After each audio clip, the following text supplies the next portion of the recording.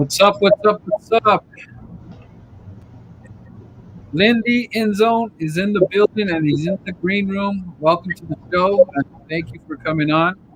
And it's a pleasure to have you. And I can't wait to get to it. This is going to be exciting. And this is not the last time. This is the first time. And we're going to have plenty more shows to come on. And I can't wait to get on your show likewise. And I am the Birdman. And Lindy Enzone is in the green room. And we're going to put him to the test. We're going to have some fun with it. He doesn't know what he's about to get into, but he's going to get into it. So without further ado, Lindy Enzone, go ahead and introduce yourself to the fans out there. Pleasure to finally be on with you, Birdman. We've had quite some conversations over on my channel and whatnot between call-ins and me just doing live streams. But for those that don't happen to know, I go by Lindy Enzone.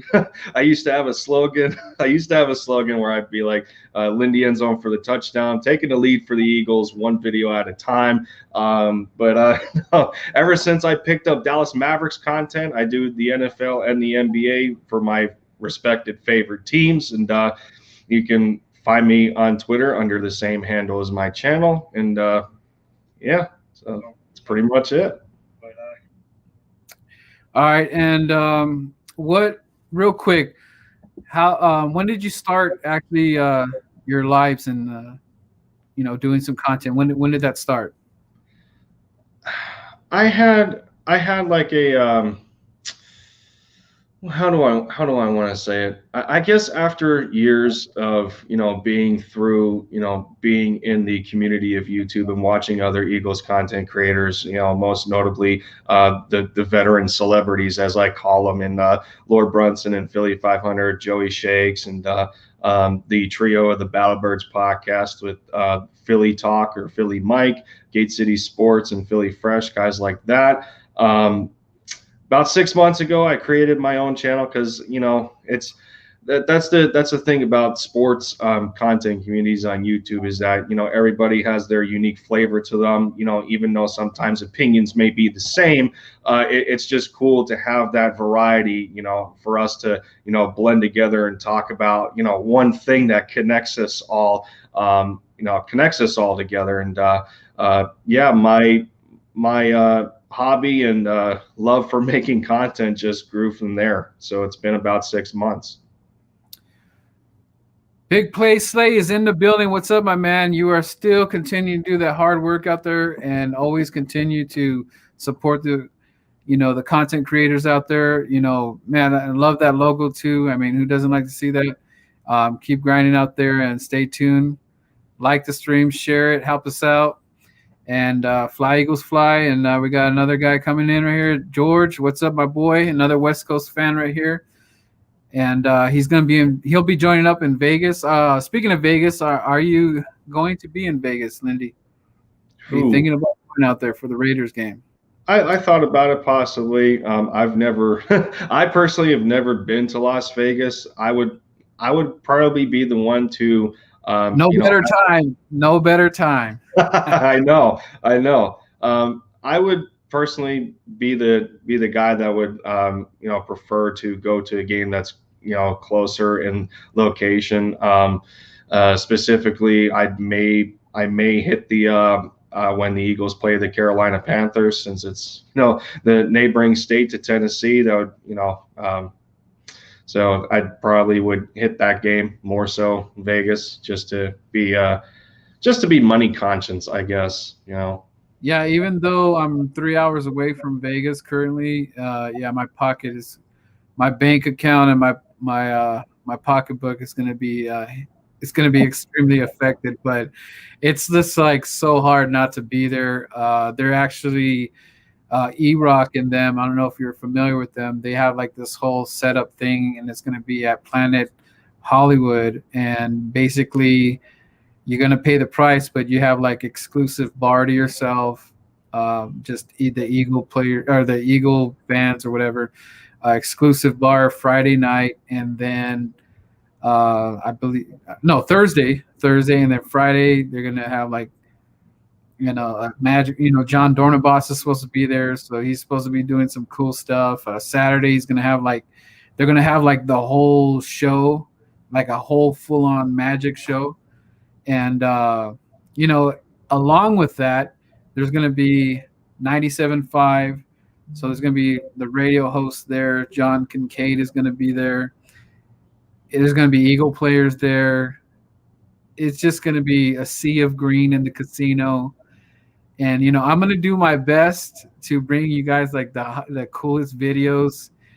If I end up getting, I mean, I'm gonna be down there. You're gonna see a bunch of crazy video, a bunch of crazy Eagle fans. You're gonna see a lot of West Coast birds doing some. I don't know. Hopefully, it's clean enough to show on YouTube. But there's gonna be some crazy stuff going on. And then on Sunday, E-Rock.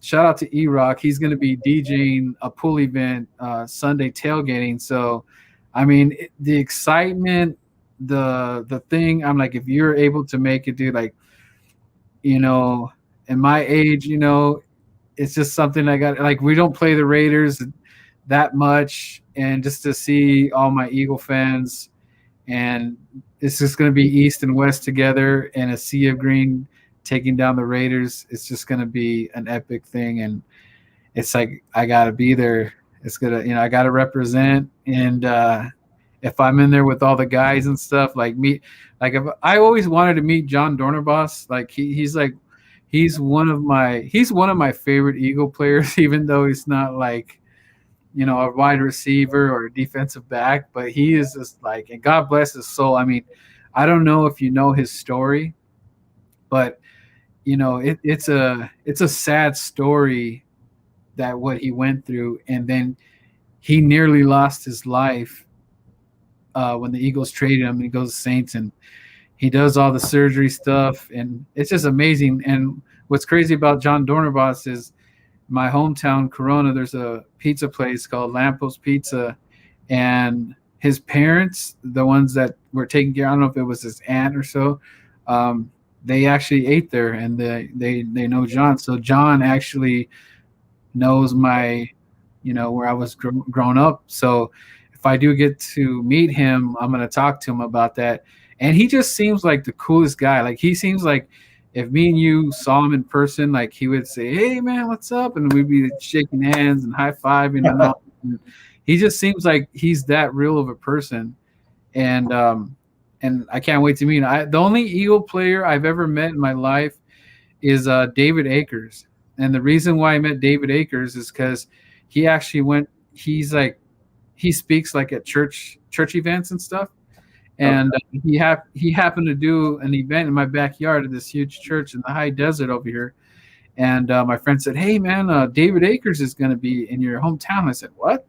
Why would he be over here?" And then, yeah, sure enough. And it was like maybe $30. And they had like it catered by some barbecue place, good food and stuff. And then then he spoke and everything, and we got to meet him. He signed my friend's jersey and stuff. I don't know why he didn't have a jersey or whatever, but he showed us the NFC Championship ring, which they should have had a Super Bowl ring, but that's neither here nor there. But he was cool, down to earth guy. But he's the only Eagle player to actually like talk to right in the face, besides seeing players on the field and stuff. Have you ever met an Eagle player before? Unfortunately, I have not. No. Yeah, it's. I mean, you get kind of geeked out, dude, because like it's a very rare thing you get to, see someone that a team that you cheer for. Like, one guy I do want to meet, and hopefully I do get to meet him one day, is Deshaun Jackson, and he's like in the backyard in Long Beach, and I still haven't been able to like meet him, but I'm pretty sure there's going to be some kind of event where he's signing cards and stuff, and finally get to meet him and get his autograph. Actually didn't meet his mom, but his mom would follow me on Twitter and stuff, and she actually commented on my stuff. So that's about as close as I got to Deshaun Jackson, was his mom tweeting back to the Birdman on Twitter. But hey, I was appreciative of that. I was excited for that. I was like, "Hey, Deshaun's Mom said hi to me and stuff like that. And that's when he was doing the show. I don't know if you remember, he was doing like a reality show. I don't know if you remember that. Do you? It sounds familiar. He had a reality show. I believe it was like on BT. It didn't go for too long, but yeah, he definitely had a reality show. And did you let the folks know that you're from Tennessee? Oh yeah, no, it's it's quite a trip that I have had over the course of my life. I am native to Pennsylvania. I lived about, I would say, an hour and a half to 2 hours north of Philly, and then from there, I met my I met my now wife through a dating service, which carried me to Maryland, and then from Maryland. For her to pursue education. It landed us in Tennessee here. So sometimes you got to go where opportunity beckons. That's cool. All right, so we're gonna talk. We're gonna do some questions and some Q&A, and then we're gonna get into some Eagles talk. So, you're a family man. Um, yeah, I don't have. I'm not a parent personally as of yet. It'll come down the line soon enough. My wife and I are Yep. just trying to get ourselves set up to be able to properly provide for kids and whatnot. And we may not necessarily be where we want to right now, but it's all a part of the process of growth. You guys are married, Yes, sir. and how long you been married? August will be 2 years. All right, that's congrats on that. So, shout out to Andy Ortega, and he did a lot of TikTok, and I met him through. It's funny because he has the same last name as me. We might be related somehow, and he does a lot of TikTok stuff, but he's over there grinding. And I don't know if you can see his construction. He's got the retro eagle on there, so Yeah, I see that. he's out there doing his construction in Riverside out there, grinding and hustling. Working hard for the kids, and West Coast Swoop Nation in the building. Another fan. Hopefully he gets to go to Vegas too. He's close enough. There you go. I do got my own hard hat as well. I do got my own hard hat as well. Place I used to work at in Maryland was pretty, safety conscious through, OSHA regulations and everything, and just regulating all that sort of thing. So I managed to be able to drop $50, and I wanted to get myself an official Eagles hard hat because one of my supervisors had a Cowboys hard hat, so I had to do my due diligence to combat him and put him in his place throughout the seasons. All right, let's see. So your wife's a Bird fan? Negative. New England Patriots. Oh yeah, that's right. Yep. That household was the household was pretty tense during Super Bowl 52. Yeah, I had to watch the game in a separate room. Yeah, so I know the night didn't end well with her, so Nope. you probably end up still sleeping on the couch even though your team won. Fortunately for me, no, that wasn't the case. Her father and brother were more mad than she was. Yeah, I got the silent treatment at times, I guess. So, give me a crazy event that happened to you at a sports event.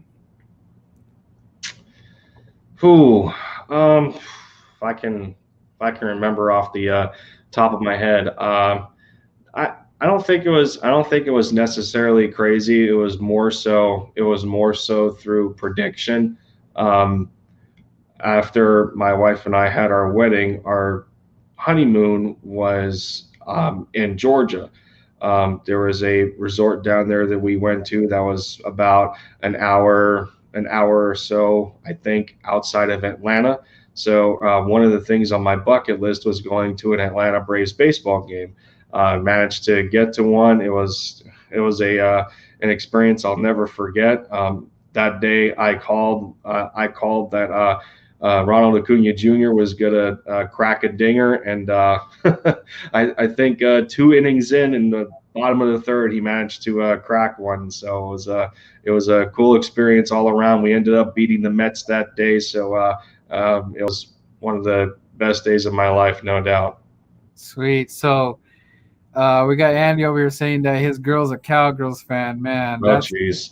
that's tough, man. That's tough, and man, that I don't even know what to say to that, Andy. I mean, jeez, man. Like, Got to have as many crosses as possible to keep that satanic star out of yeah, your house. yeah, you better keep the holy water close by, Andy. All right. Okay, let's see.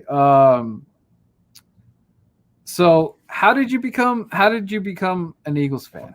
Said it twice.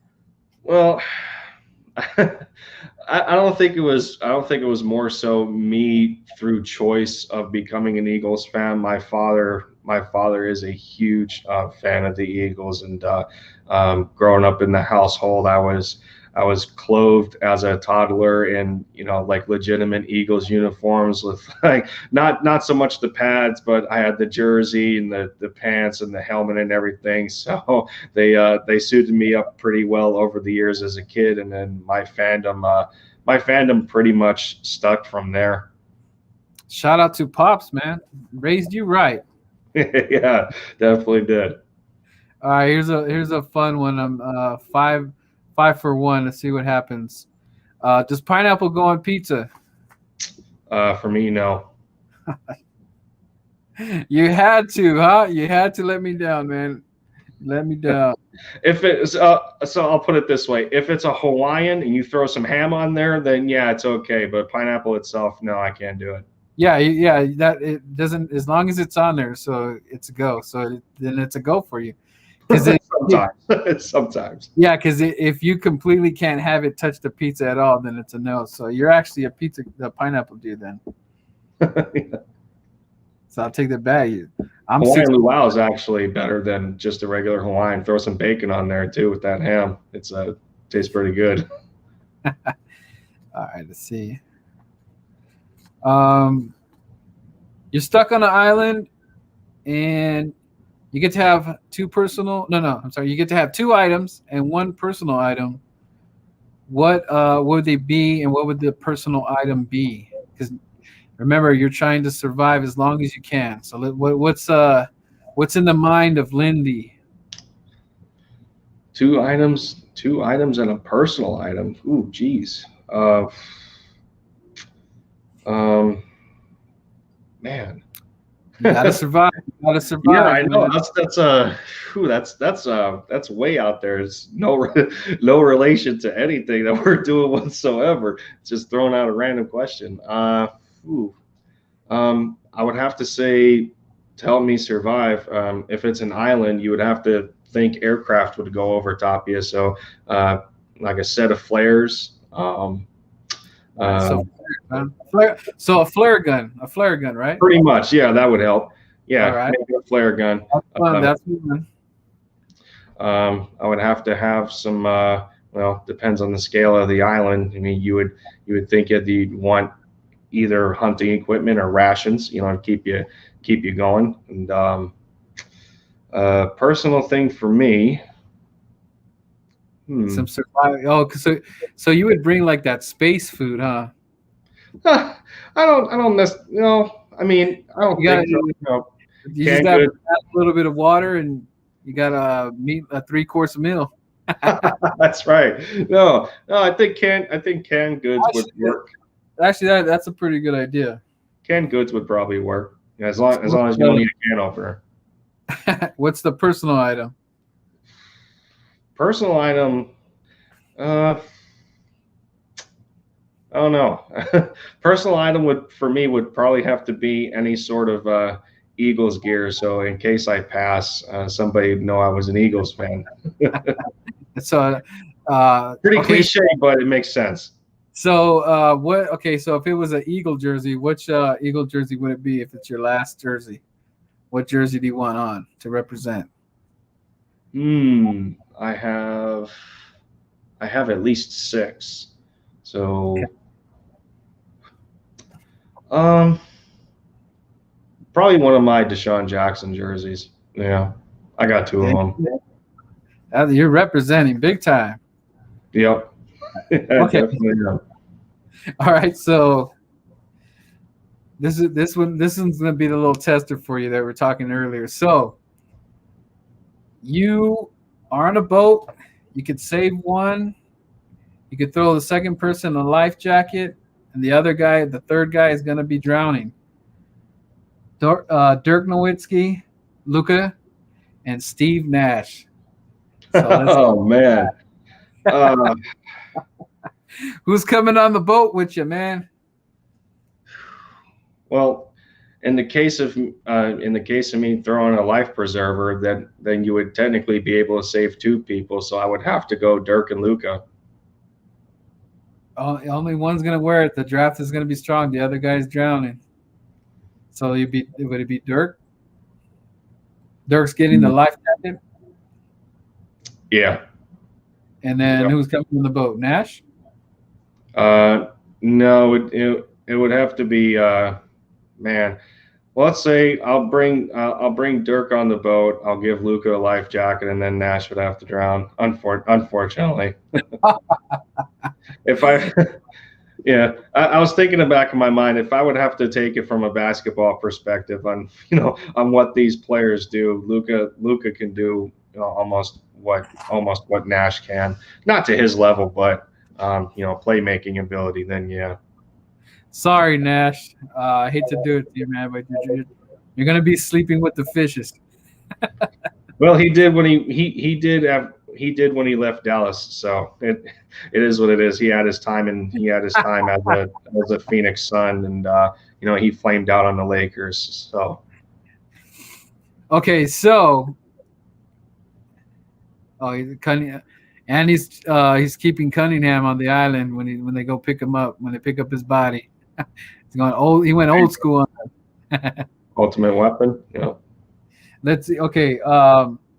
So in the spirit of our coach, Nick Sirianni, Mhm. he's the rock, paper, scissors guy. So in the spirit of our coach for the Philadelphia Eagles, we're going to play a little game. Are you ready to play this game? And the game is called the pressure cooker. So you have 15 seconds to answer. And if you do answer correctly, you will be getting a gift from me and my lovely wife through the mail. And I'm not going to tell you what it is. You're just going to open it if you win. That's the whole thing. So are you ready to play? I'll do my best. All right. You got to do it for the Eagles. You got to do it for our coach. Yeah, I know. You're going to be the second guy that's playing this game.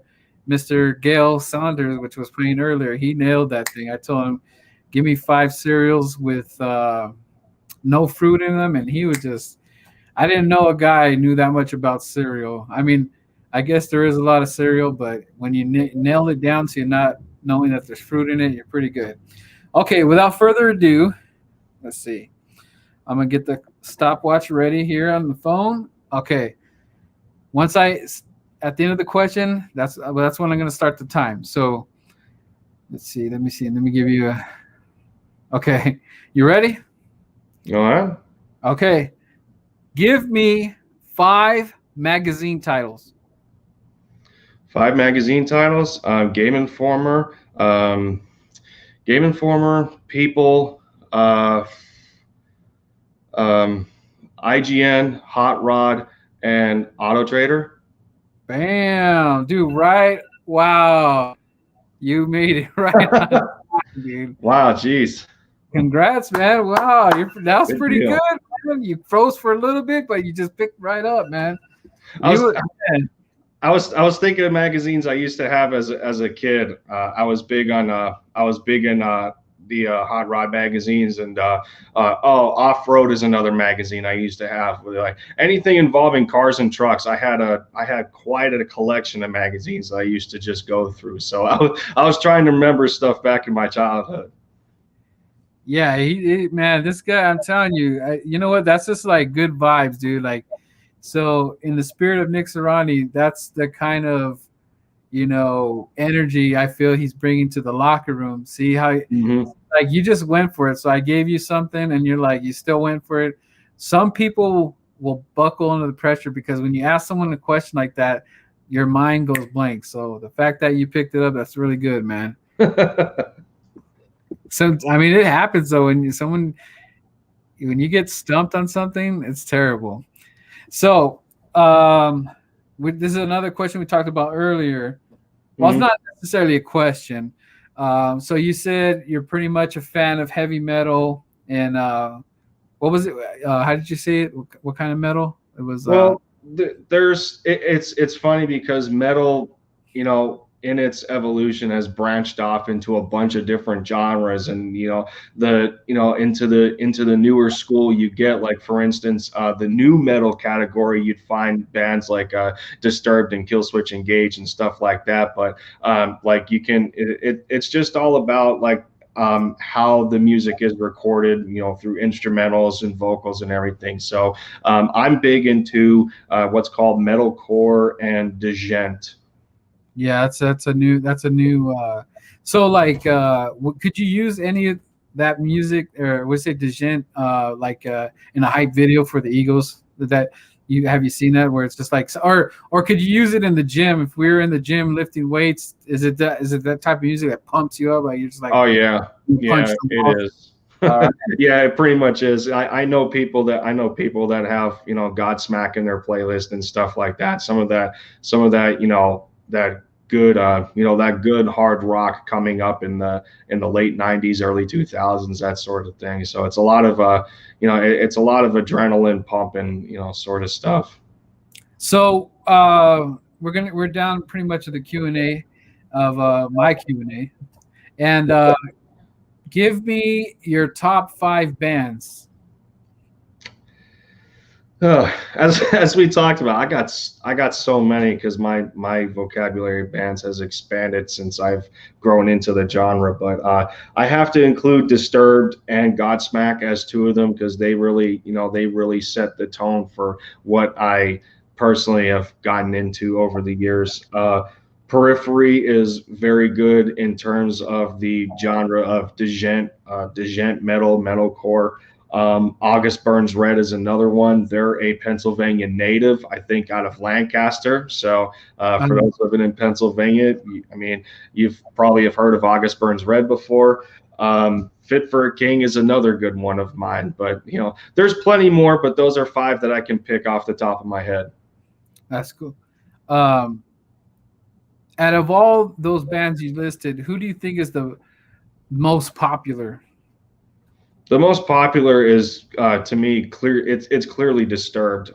They've set the like they set the bar for a lot of bands going into the new generation, like like Metallica was and Iron Maiden and Megadeth and bands like that, and just the evolution from when you go from one generation to the next. Disturbed was that critical generation for the current like the current flavor of metal in general. So I would have to say Disturbed is most popular.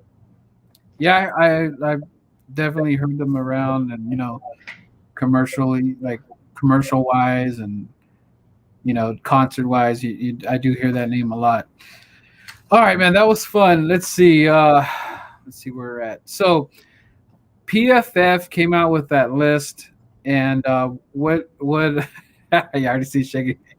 So PFF went ahead, disrespected our quarterback, and basically put people that haven't even touched the field in front of him, which is entirely ridiculous. And that's why you have to base PFF is it's just, I mean, if you're making money off of like some fake statistics or whatever their little magic wand they're spinning to make their list or whatever, I guess go for it because me and you are talking about it. Everybody's talking about PFF. So as far as I actually did a video where I put my top 30 quarterbacks and stuff. I don't know if you saw it, but where would you actually put Jalen Hurts in the top 32 quarterbacks?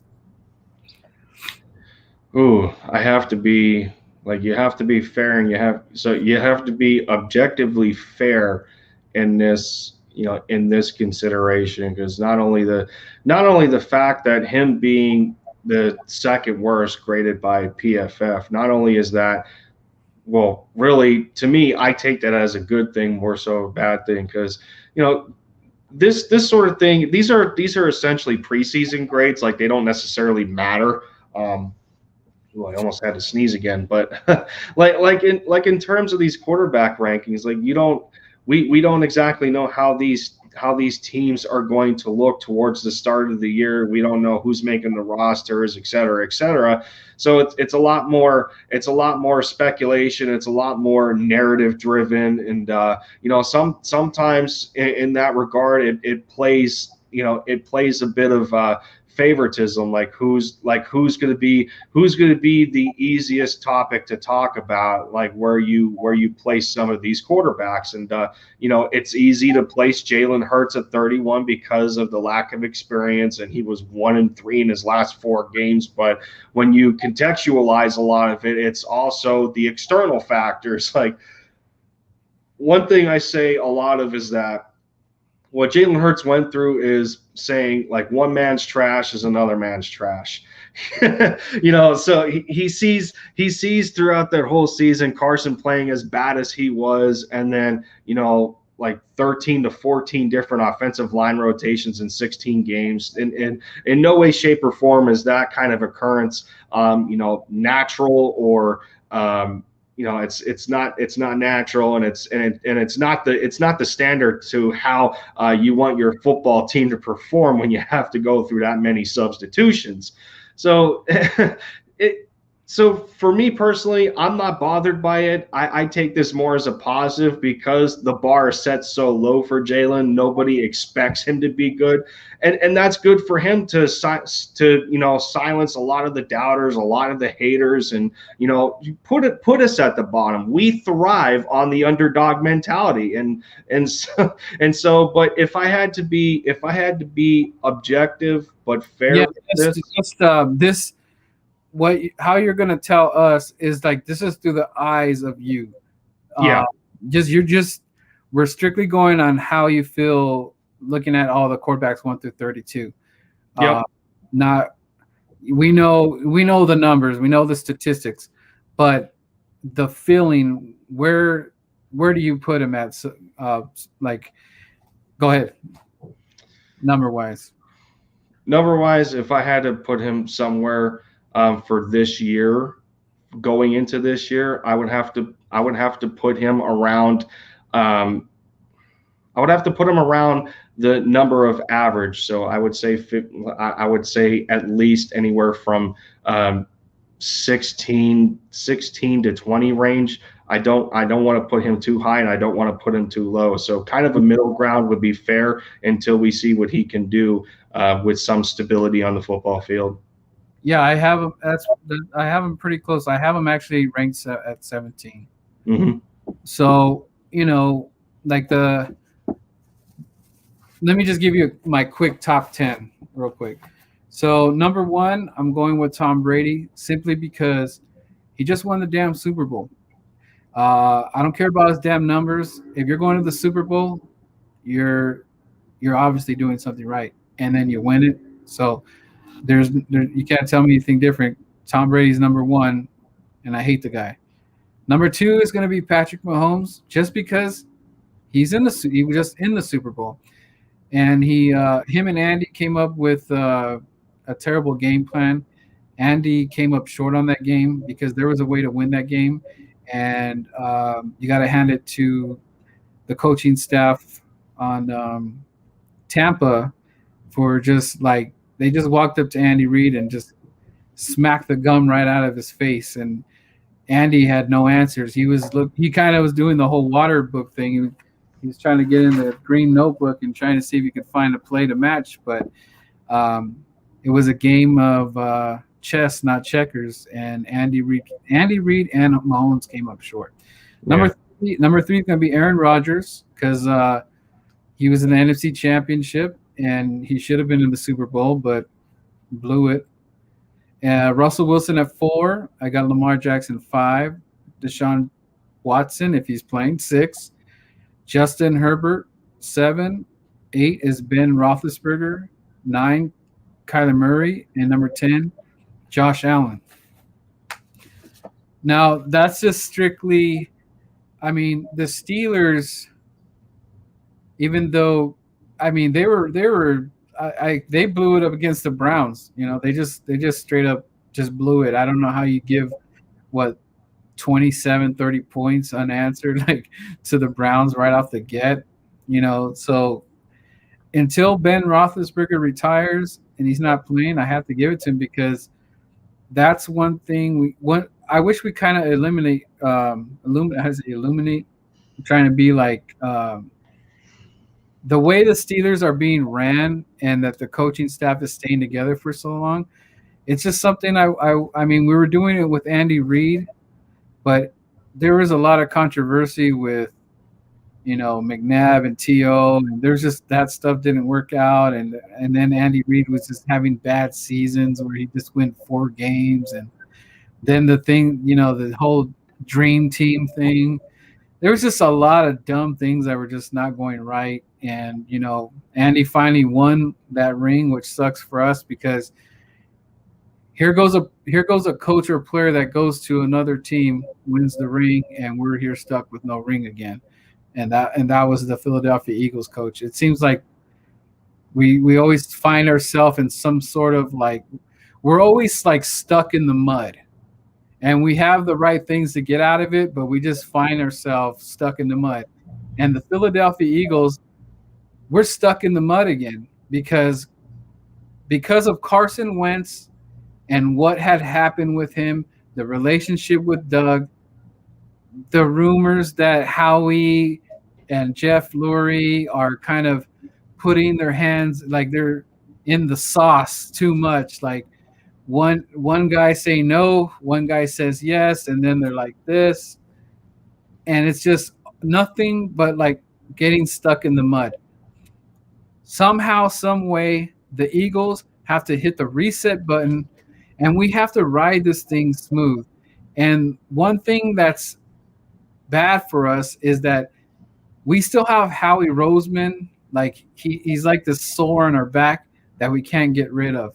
And then he kind of goes away. We start feeling better. He gets us a wide receiver that we finally, we think is going to be the legit guy.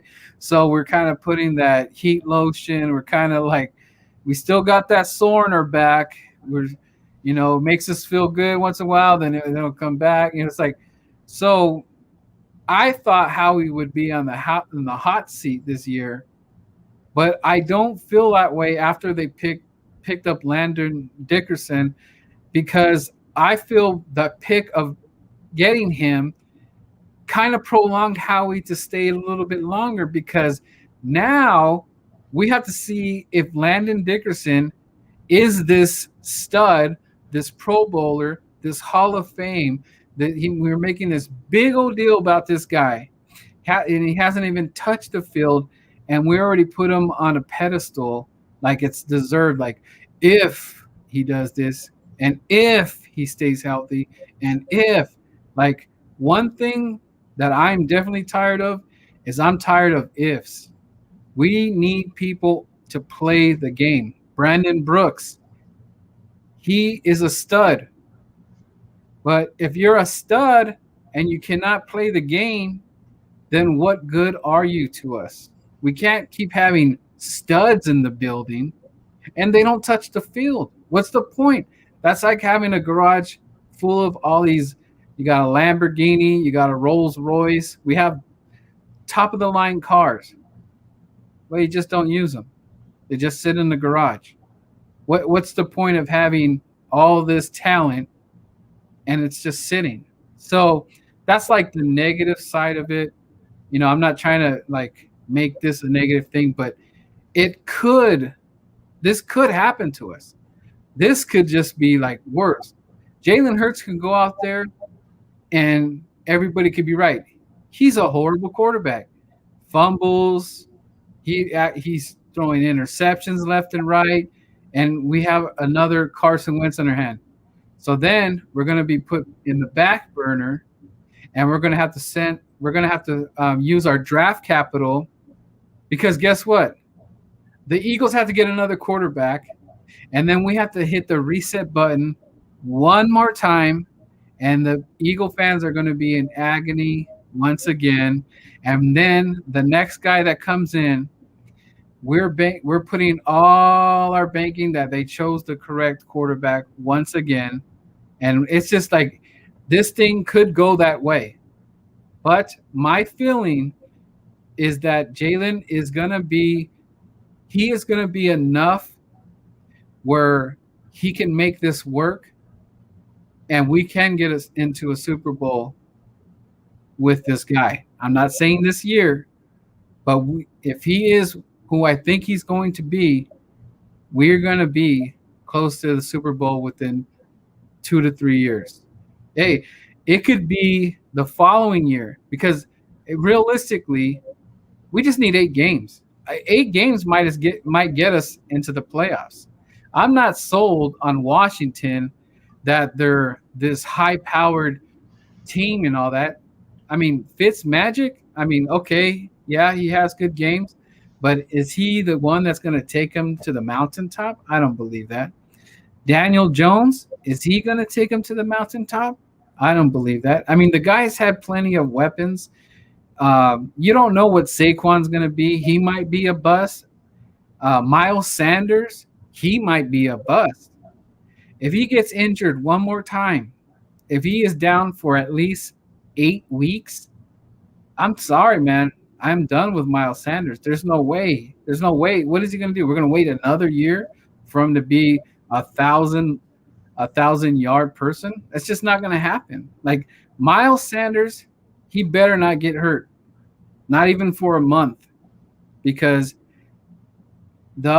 our other back guys that are in the backfield, they're pretty much like project guys. Jordan Howard, I do like, but how long is he going to last? Kerryon Johnson, yeah, he has the potential, but how long is it going to last? And what's the other guy that we drafted? I forgot his name. Kenny Gainwell. Okay, and I know you're high on him, but the thing is, when I was listening to Dave Spadaro, he's kind of like these guys aren't touching the field. So that to me, that's telling that yeah, they might play some snaps. Okay, don't get me wrong; they're going to be out there. We'll see them preseason. So that tells me that Gainwell is probably going to be like the fourth guy. If Howard and Johnson don't work, he's probably looking at the fourth guy. And then I'm not sold that he's going to beat out Boston Scott, because one thing that Boston Scott has over him is that he knows the playbook. So he's already pretty much he's already one step ahead of Boston Scott. Now I'm not saying Boston Scott is like the best running back we have or anything. He seems to show up against the Giants, so there's that. But the thing is, he doesn't show us enough to be. He's not consistent. And if what's his name again? Kenny Gainwell. Gainwell. If Gainwell has a bad preseason, oh man, I'm gonna be so pissed, dude. But the thing is, I can't put it all on him because there's one thing that I have to hold back is that this is all going to be a work in progress because we got to see what Devontae's going to do. We got to see if it's going to be a Batman and Robin with Hurts and Smith. I'm not sold on Jalen yet. And Fulgham, Quez Watkins. I don't know what the hell they're going to do with Whiteside. I mean, he should already be gone, but the thing that sucks, Lindy, is that we're just basing the last year was such a catastrophe. It's like, I don't know how can I really base anything because the coaches were calling some stupid play. I mean, it was, when you think about the season that we just watched, that was some bad football, man. I was like, the best I seen was when they played against the Saints and when they played against the Cardinals. Even though we lost to the Cardinals, but that was very winnable. And they just completely looked so basic. They looked so average. They looked boring. I mean, I almost was like, man, let me look at a TikTok video. I just it was that depressing. And it's hard to judge, Lindy, because I'm basing it like I feel like the same coaching staff is here. But it's not. It's a new coaching staff. And I also have to give them a chance. I can't I can't be so hard on them. The potential's there, but it's just this is I don't remember the last time that it was so confusing on what's going to happen. Like I really don't know what's going to happen because at the very top is the coach, is Sirianni. He did they bring him in here to be a yes man? Are they giving him some calls? Oh, we'll let you have this player, we'll let you have that player. But when we play Atlanta and you don't see the guys that we thought were going to be on the field, that's a problem. That's a big problem. And that's like my fear. I like, wait, these guys looked good in the preseason. Now you have them benched, and now you're gonna like. Can you imagine? Howard's like the second string, or they put Boston the second string or something like that, and Gainwell looked good. We're gonna be like, whoa, what was that for? And I have to go back to the footage and see. Like, I have to. We didn't even have a preseason last year, so it's really hard. Like I said, this is so confusing because we have to go back to 2 years ago to see who actually made the squad that was in like preseason when we had a preseason. So I got to remember we didn't have a preseason. So like this is like all new football for the Eagles. And if we could win 8 games, that's a big milestone in my opinion. That's a big milestone. Yeah. Yeah, I mean, well, I personally have had the over under set to 8 games because it's very possible for us to win more than 8, and it's also very possible to win less than 8.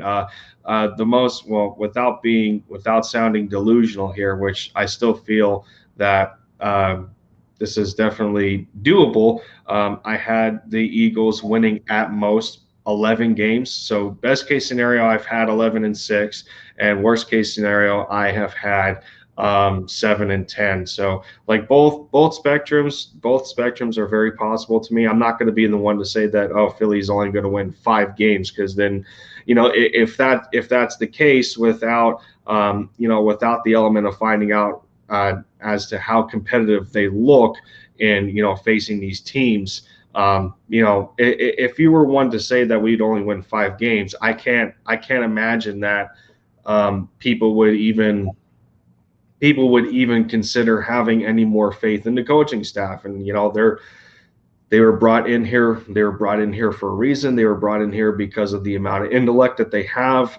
Their vision is believed in when it comes to people in the front office between the owner and general manager.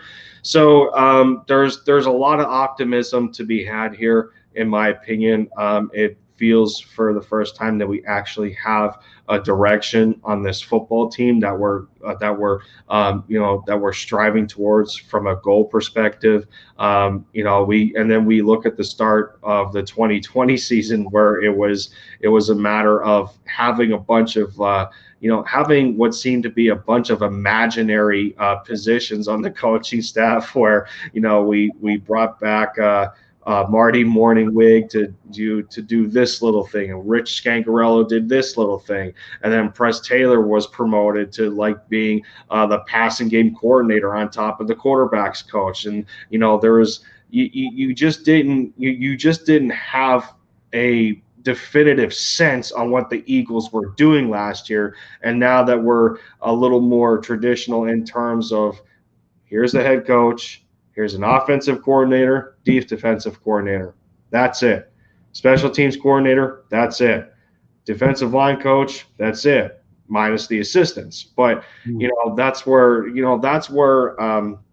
I draw the line in terms of having optimism on the football team, and that they're sticking to an agenda, and that's the way that they're going to follow through. When you hear guys like Jonathan Gannon talk in the press conference, the hits philosophy that he has, for the players, what he believes in, what Sirianni believes in, it's a lot better of a collaborative effort, between not just the coaching staff but the players as well, having the right kind of players in the building instead of making some last minute scrambles in free agency and inserting a player just for a means of talent. These guys are here for a reason, and I feel that these guys are here also for a common goal, between working together and wanting to win football games. Let me ask you something.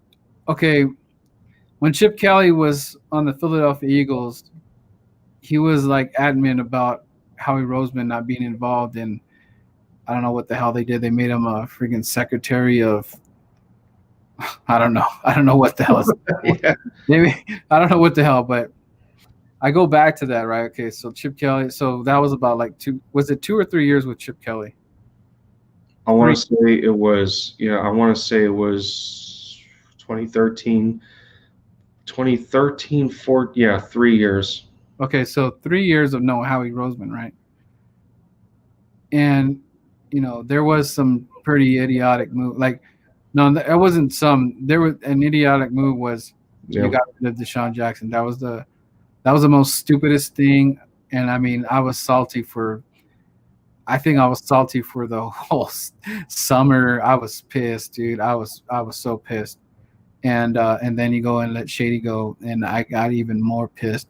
And it all seemed like it was going to be for a reason, but it wasn't for no reason at all. And it's kind of sad that they didn't end up getting a chip with us, because those guys should have got a Super Bowl. Deshaun Jackson should be a Super Bowl champ, and same with Shady. I Yeah. mean, I know he is, but he hadn't touched the field. It's not the same thing. So what my point was being is that, okay, so you get rid of Howie Roseman for 3 years, and Chip didn't do any help justifying that. Howie Roseman comes back out, and then he hooks up with they get Doug Peterson in here, sort of like a yes man in my eyes, because no one knew who he was. It wasn't a big name and all that stuff. And now we're here today, and now we have all these problems. We have a problem with Wentz. We have a problem with Doug Peterson. X, Y, and Z. We have all these problems. So my whole thing is that, do you think that we're going to get back to the Howie Roseman thing where he has to be gone? Do you think he comes out of this and turns this around, or do you think this is it? I feel he has to turn it around just for a purpose of having a job. This is the last year of his contract as a GM for the Eagles, and it all comes down to how successful they are in their retooling transition from year one to year two. This isn't a quick turnaround. It's going to take at least 2 years, from, especially with how he stocked.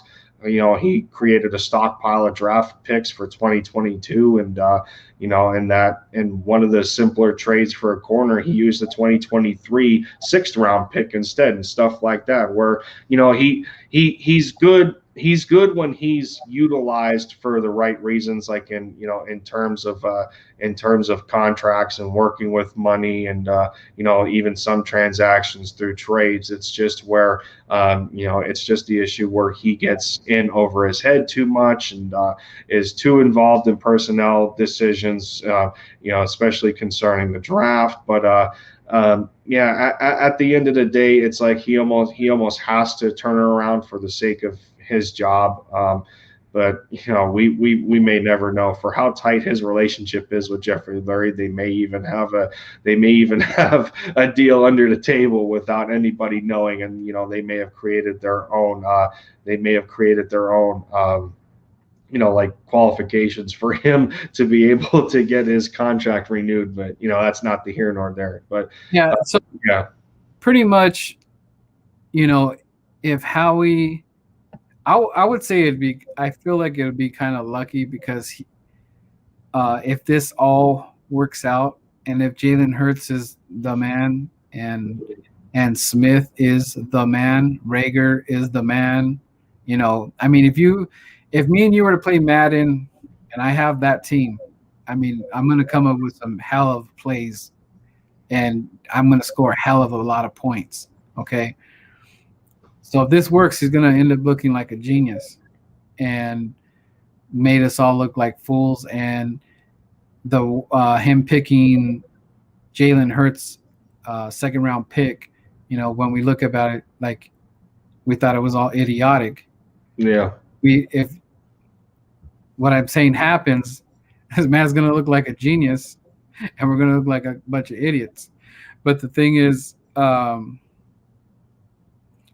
if I don't want him to win just barely enough games where we still think he needs to stay. So like I don't necessarily like if we get that magic number of 8 wins and we get into the playoffs, we win the division.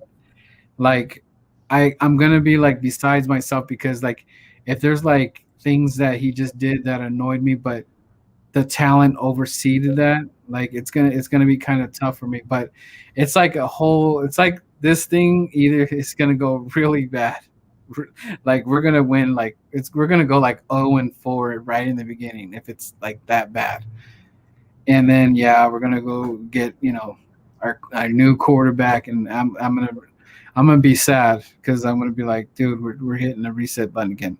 yeah, But I guess I'm okay with it because, and Eagle fans are not going to be allowed to say any more of the, Howie Roseman is a piece of crap and all that because he, he somehow, some way, magically saved the Eagles because if we're formidable, like let's just say, hey, Lindsay, if we get in the playoffs, dude. If we make the playoffs, I mean, wow, we went from almost a total rebuild and to make the playoffs. And like, I know they said the division got better, this and that.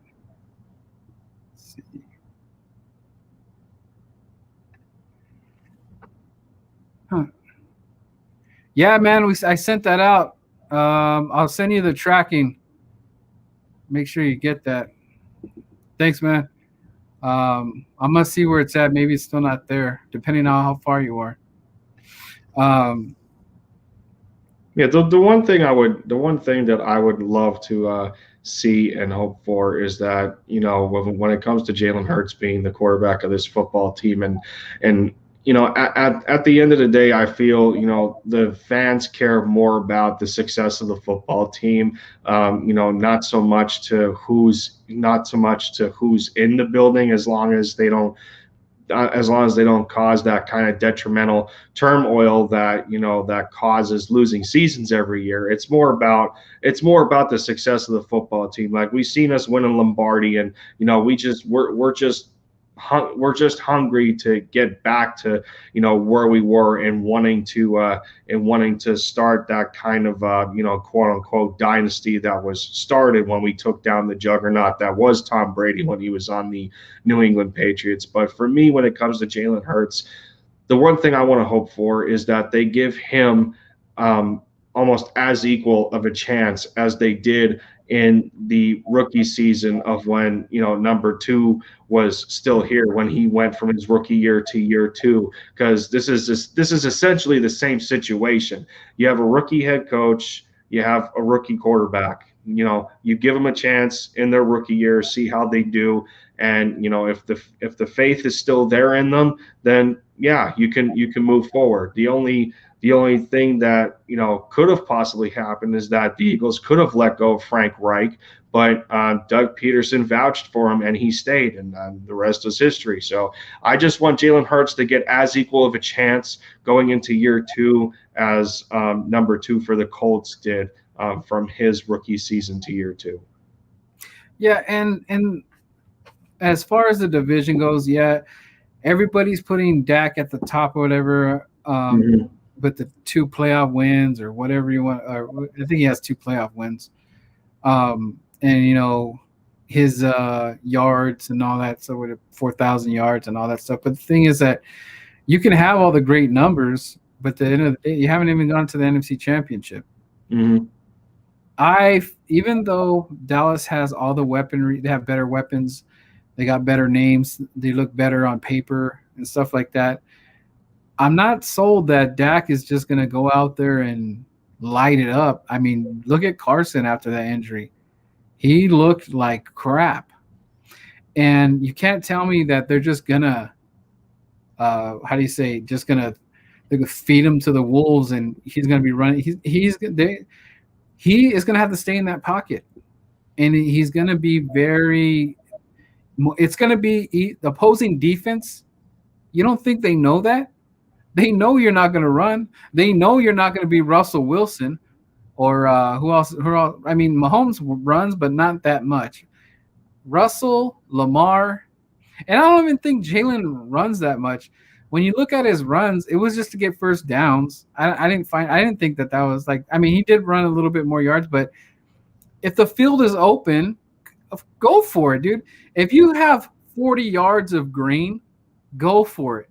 But if you're about to get slammed and yeah, obviously don't go for it. You got to slide. But if it's a field of green, go for it. But my point is that Dak Prescott is not going to be what he was. Okay, and let's see. And Fitz no magic. I mean, he's okay. I mean, what do you want me to do with it? Like, does that mean just because they got Fitzmagic that they are Super Bowl bound? I don't see it. I like Ron Rivera. I do like him as a coach, and they didn't have the greatest season. And if you think about it, when we played Washington, we didn't have our starters. Then that I don't know if you remember that game that well. That was a very winnable game. That was a very boring game. It felt like a damn preseason game. And Washington didn't wow me. I guess they played a little bit better against Tampa Bay. But I think there was a backup that came in for Smith, right? Wasn't it a backup that played for Taylor Heineke? Yes. Like, so, I mean, come on, man. How am I supposed to? That impresses me? That doesn't impress me.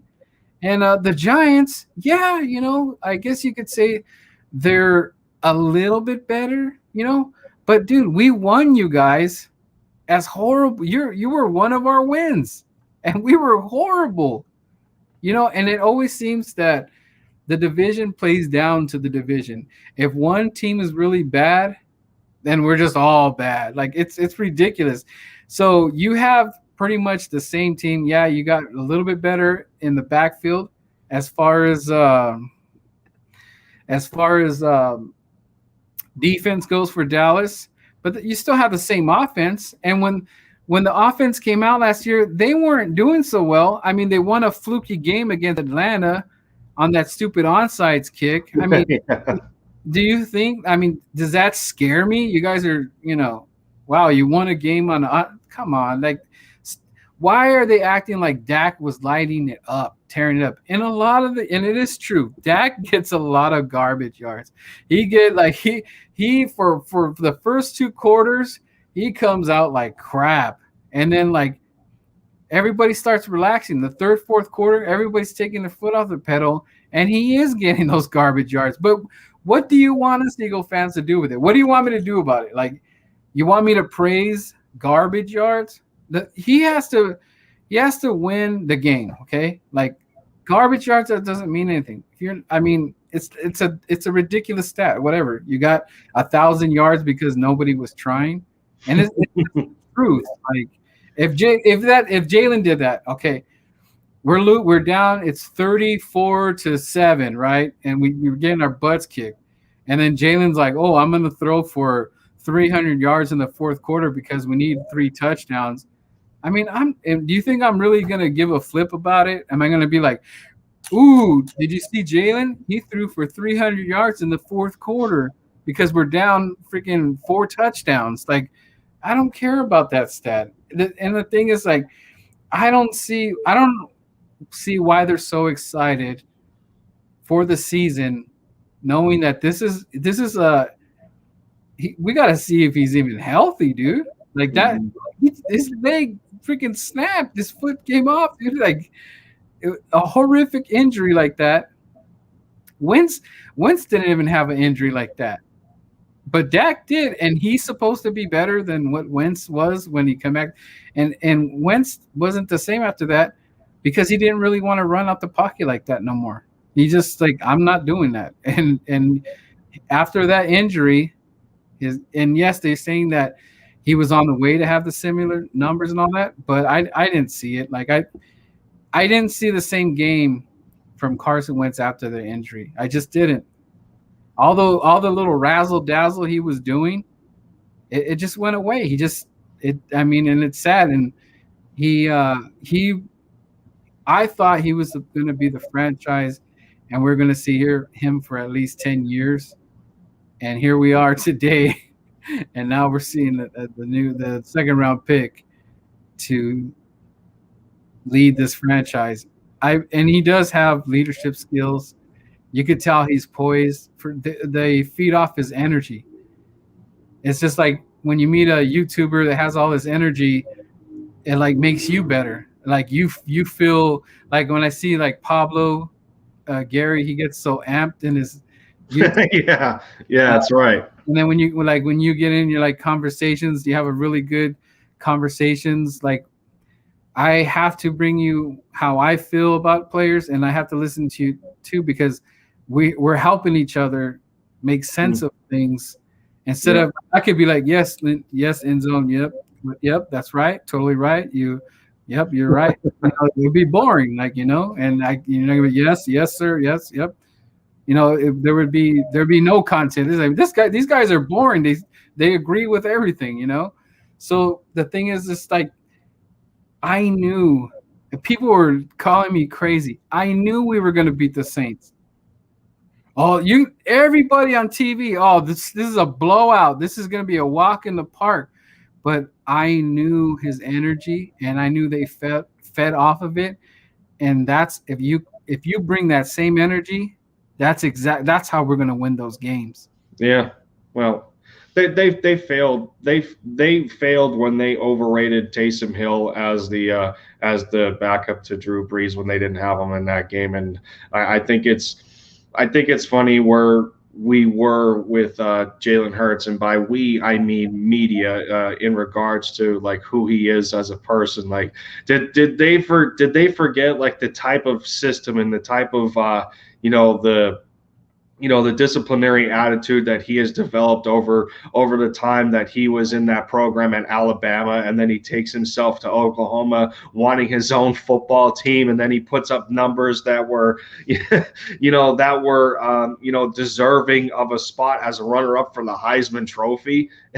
And they still and there were so many and there were so many people from in scouting departments in the NFL that still graded him around the third and the fourth round. Like really, like what are you doing? So and I get some people thought that we reached for Jalen, but in my personal belief, I felt that he was a first round talent that we were able to take in the second. And it's just like you can't underestimate kinds of players, and especially with the skill set that they possess, and they always have something that they have to work on. And yeah, people necessarily don't believe in his arm, and then I get that. But when you have as supportive as a coaching staff behind you, and people seem to you know under under no what's the yeah, underrate. People seem to underrate the fact that Brian Johnson is Jalen Hurts' quarterback coach.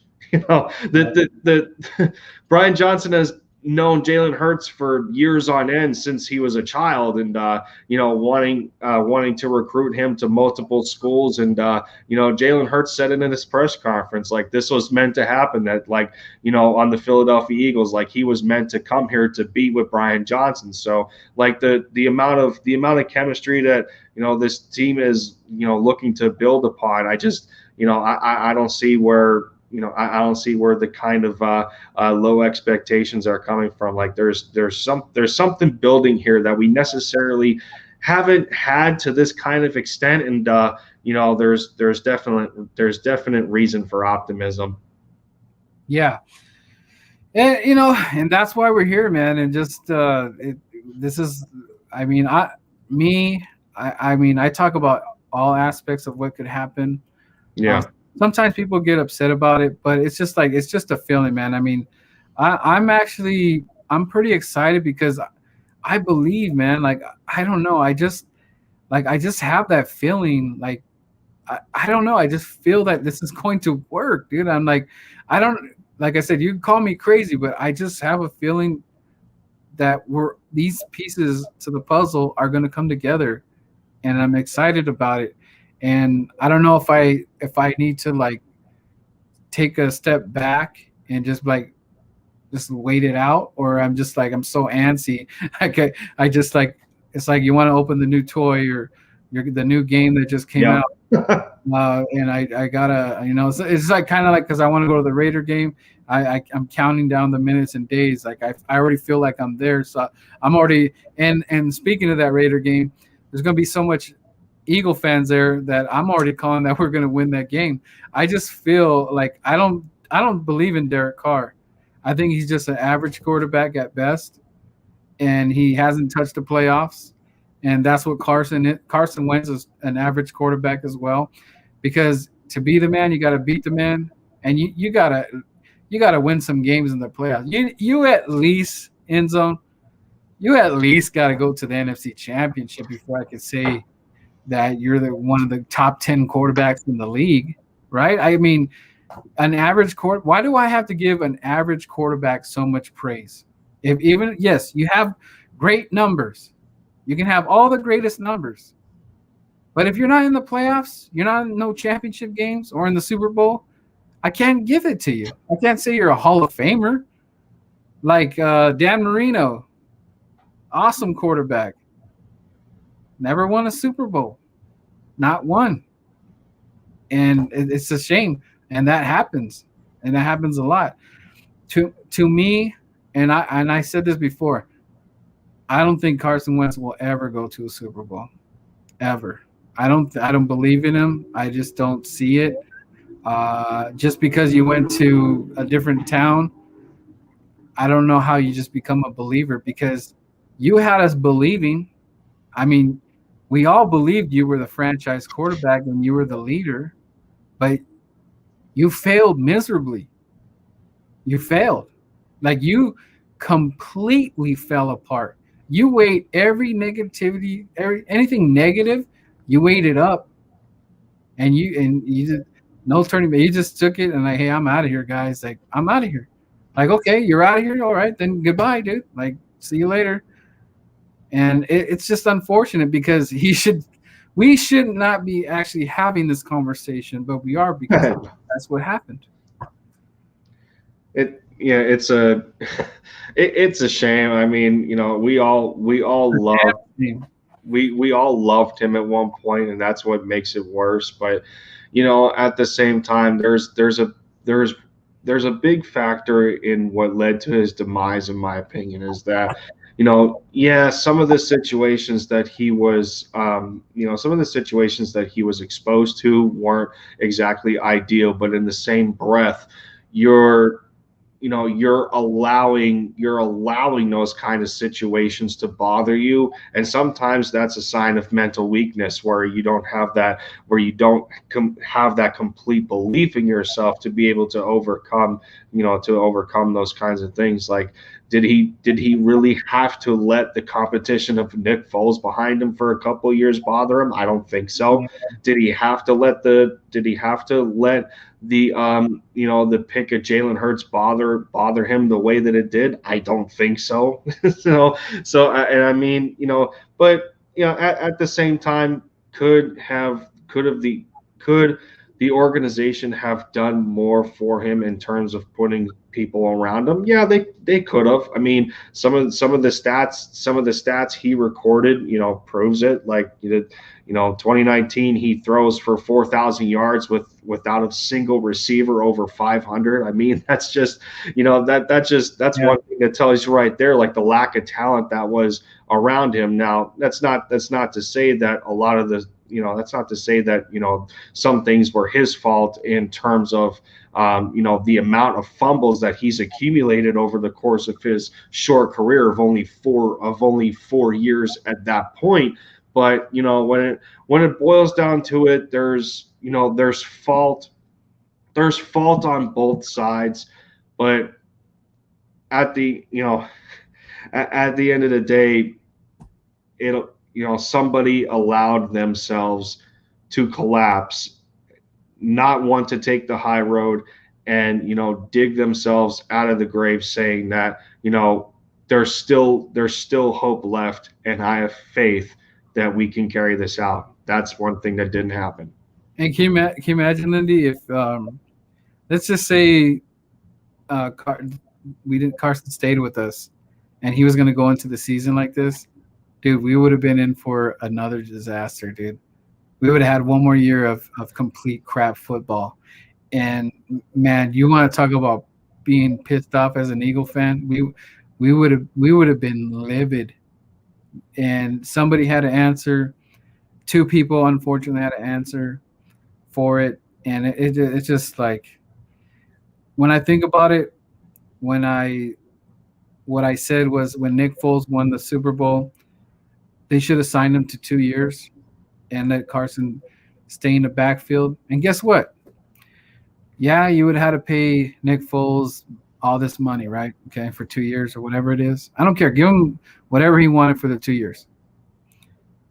And if Nick Foles sucked and he didn't look good, well, guess what? Now Carson comes in. You're the man now. Because either way, we lost money both ways. Yeah, But Nick Foles still, when this team was defeated after the Super Bowl, Wentz gets hurt again. Dude, we were in the playoffs again. Like, that's one mistake you don't do. You ride the hot hand. If you go to Vegas and you're right, you got to ride that. If you're winning and you're guessing everything right, you got to ride that. That is your time to shine. Like, when you finally get your 1,000 subs, or you're at 800 or 900 and you're right there, you got to keep putting out the content. Boom, and hit it again. Get on the next show. Do this, yeah, that. You have to ride that hot hand. If you're like, oh, you know what, I'm stuck. Like right now, you could be like, you know what, I'm stuck and no one's really watching me and all that. And you're pulling the Carson Wentz. I give I'm I'm giving up, man. But the thing is that you're not. You ride that hot hand, and you're supposed to stay with Nick Foles. You were not going to lose that way. If he was terrible, then guess what? Okay, Nick, you're going back to second. You're the backup quarterback again. Wentz, now it's your time to shine. Here's Wentz. Woe was me. You guys picked another quarterback. I'm not going to play too good. Oh, Jalen, do you want a shot at the title? Because I can't throw for a lick. I keep fumbling. Instead of running forward, I'm running backwards. Why would you give that man a shot at the title? You gave Jalen a shot at the title. He was just wait. You don't do that. That's like the guy that's coming for your job. Why are you gonna let that guy that's coming for your job take the job? Hey, honey, there's a guy. They brought a guy in to replace me. What should I do? Here's an idea. Why don't you do worse? Why don't you play? You be the worst worker in your job, and let that man take your job. What is that? That should have never. Jalen Hurts should have never touched the field, but he let it get to him. The pressure got to him. The backup quarterback theory got to him again. Woe is me. What do I do now? I mean, it sucks, man. But like I tell a lot of people, to be in Philly, you have to have thick skin. You're gonna take a lot of criticism, and it's how you. It's just like the movie Rocky. They said that movie was gonna flop. They said that movie wasn't gonna go anywhere. Sylvester Stallone ain't no damn actor. He ain't nothing. And guess what? He ended up being one of the top actors in the world, grossing the top movies. He could still make movies. I mean, you see what I'm saying? They were knocking him down. You don't know anything about movies. Guess what, dude? If he would have listened to that, he would have never been the man he is today. And that's Philadelphia mentality. If Jalen Hurts has that, he's going to succeed.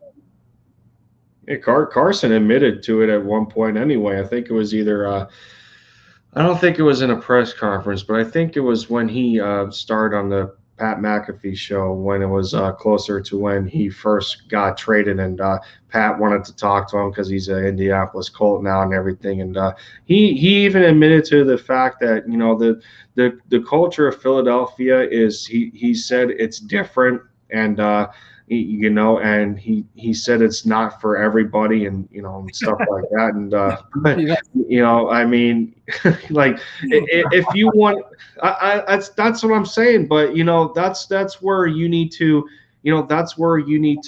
like take initiative and everything, and I get that he had his AO1 foundation there and everything, and he was doing his part from a community purpose and everything, but you have to do your due diligence in order to embrace you personally embracing the community and knowing what it means to be a Philadelphian and how passionate people are in the fan base and everything for their football team. So just hearing just hearing him say that was a bit of an excuse. I'm not going to lie. So, but I'm just glad that we have a quarterback in here with the proper mentality, not just from a football standpoint, but for the city that he's playing for. Right, and no one questioned that he wasn't a nice guy. I mean, we already know how he was with Giovanni and the kid that had passed away, and he went to go visit him, and dude, we never questioned his heart, and when it came to that, we knew he was a good guy, but it was all football. It's kind of like the Brian Dawkins theory. Brian Dawkins is a Christian man, and he's a faithful man, and like one of my guests was saying that you never hear him curse or anything like that. But there was two versions of Brian Dawkins. There was that guy that I'm talking about, and then there was that beast that was on the field. Yep. Carson failed to do both. He couldn't put them together. He couldn't figure out which one to be. So when you're in exile like that, and you don't know which way to, it's not going to work. It's just not going to work. You have to be two different guys. I mean, Carson looked that way. Oh, and right? I said his name, but he looked that way in year two. But his problem was that he just wasn't able to sustain that kind of having that split personality between on and off the field. Right. Well, hey, man. Wow, dude, we could talk forever. I know what you're talking about, dude. Like when you start going down that rabbit hole. Right. Um, but go ahead and let them know where they can reach you at, and go ahead and plug your show. Of course. Yeah, time flies when you're having fun, and it's already been an hour and a half, Right. That's how it goes for any stream that I am a part of. And it doesn't matter at the end of the day, because it's just, Right. it's just for the means of entertainment, and then talking to another Eagles fan. It's cool. I'm glad that I'm glad that we were able to get this through. But yeah, like I said, the beginning of the stream, you can find me on Twitter at the same handle. Find me under Lindy Endzone, continuing to grow my channel. At the moment, I think I'm 16 subs away from that, coveted 100 subscriber mark. It's a pretty, it's an awesome experience. I'll continue to say that until I stop. But yeah, man, it keeps me going to get to do streams with more and more people and get my name out there. And yeah, I appreciate all the support that I've been given along the way. And yeah, this was a great time, Birdman. Not gonna lie. All right, guys, make sure you go and sub this man up, man. This is all my subscribers. I know I'm part of the few, but hey, if you can go and go give this man a sub, I appreciate it. Let's get him to 100, and just gonna keep going and growing. And I appreciate you coming on, and we're gonna do this again because who knows what's gonna happen next week? What I mean, everybody. I mean, it's just crazy all the stuff that's going on. Um, but yeah, feel free. We'll link up again anytime I'm free. I'll get on the show, and let's do that work. And just keep hustling. You're gonna get there. We're gonna get there, and it's cool because, like I said, we're both starting from the bottom. And Yeah. hopefully, when we reach our like when I reach 1,000, dude, I'm gonna have some awesome giveaway. I'm gonna be so excited because I never thought the day that I would be even inching close to that. And when we get there, dude, this is gonna be amazing, dude, and I'll be super stoked.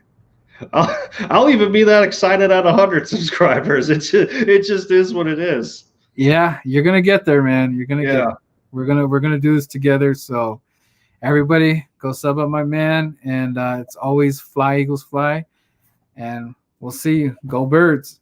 Sure. Take care, everybody.